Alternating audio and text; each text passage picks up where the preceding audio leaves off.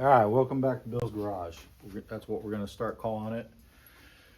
We're going to change over every name. Have you seen some of the business cards I've tacked on some of my videos? It's called Fix It Bill, so Bill's Garage. So we're back on this 05 Heritage Softail that had the top end engine tick. We put new lifters, adjustable push rods in it, gaskets, did a cam shoe chain and the cam shoe tensioner inspections. The cam chain tensioner shoes look good, the inner and the outer. They've probably been replaced recently. Not a whole lot of miles have been put on it in the last couple of years since the current owner has had it. So just before it was sold, it was probably done or whatever.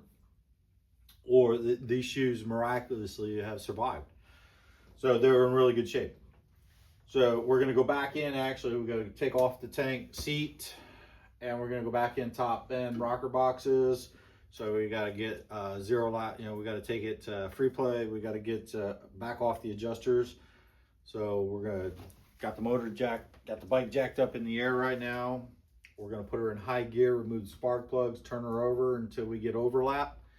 Top dead center on the base circle of the cam. You don't want it on the lobe, which is the pointy end of the cam, the base circle, the big fat end, so that there's no tension. You should be able to turn freely both push rods, and then we're going to back off the adjuster on them, and we're going to pull the rocker covers and rocker plates back off of it, because what we're going to do is we're going to put the brass bushings in on the rocker arm locker bolts.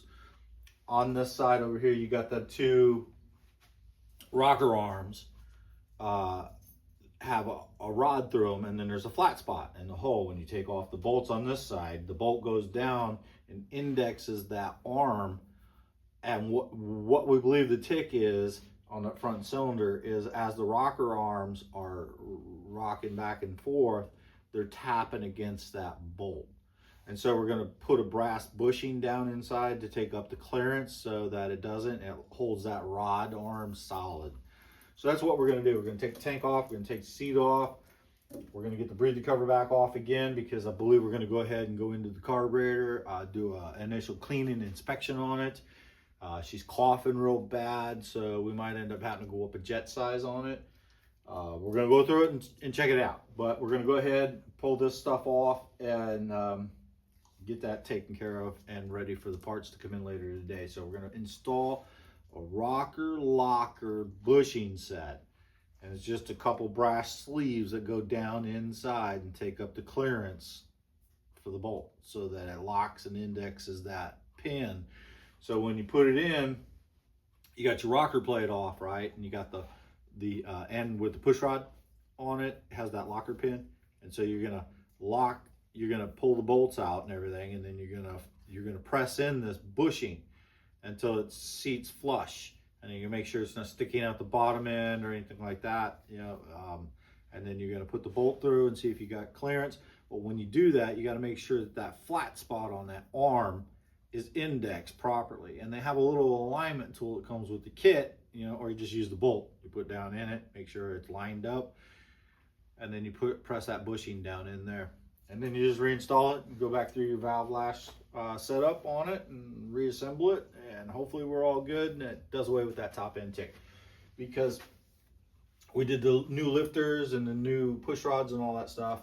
We did reassembly. We videoed the, if you see the previous video, we videoed the initial startup. And on the initial startup, there was no tick. We didn't hear the tick. But, I did assembly lube and all that stuff when I put everything back together, so it was well lubed and all that, so we didn't have any tick. I had pumped up and bled out the lifters, so we didn't have any clatter from that.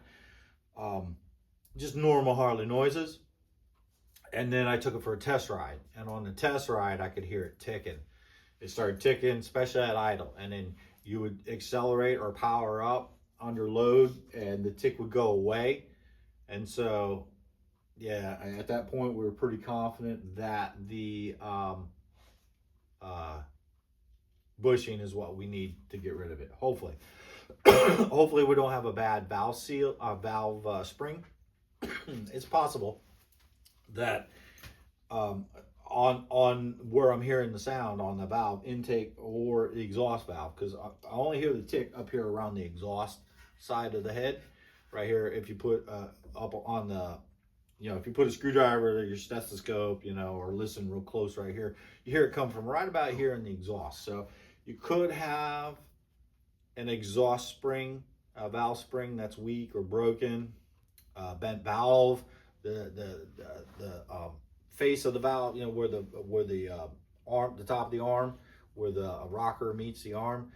Everything looked good. There was just normal wear marks on them. There was no out of tolerance or anything like that. We did not disassemble the head or anything, but everything looked good. The valves look closed and whatnot. We didn't do a leak down check on them or anything. We haven't done a compression test on it.